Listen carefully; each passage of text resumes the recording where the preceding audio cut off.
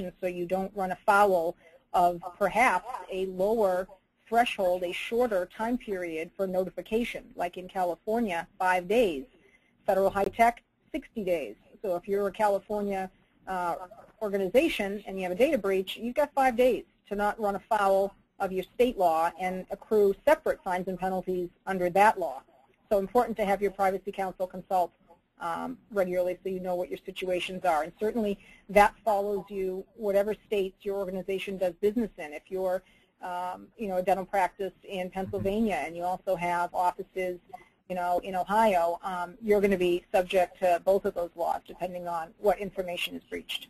I see. And that's one of the things that I think Chubb has done so well is being able to answer not only the state guidelines and regulations, but also the federal guidelines and regulations, and also help with loss prevention. And that's something that you mentioned, I think, in your previous slide. And Chubb is the only carrier that does this, is the loss prevention reimbursement. I think it's a big point not to overlook is the loss prevention reimbursement that Chubb does offer. Yep, it's premium right back in your pocket every year for doing things on an ongoing basis that, frankly, most organizations we're finding are doing anyway. So. Right. Jack, can you hear me? It's Reggie. There he is. Yeah, it's working now, thankfully.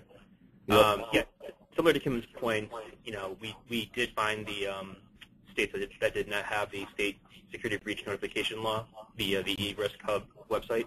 Mm-hmm. So we're looking at South Dakota, New Mexico, Alabama, and Kentucky.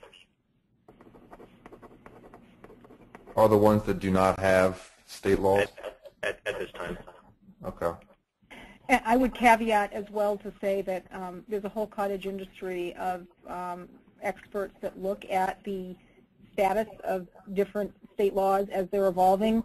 So that may not, those four may not remain,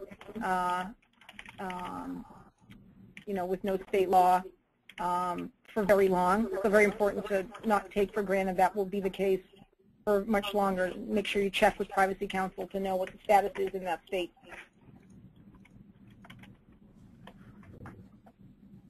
Okay. And do you guys have more specific examples of claims that, as they relate to some of the smaller healthcare organizations? Go ahead. I'm sorry, Jack. We have a list of loss scenarios on our Chubb site that we can provide that specifically address the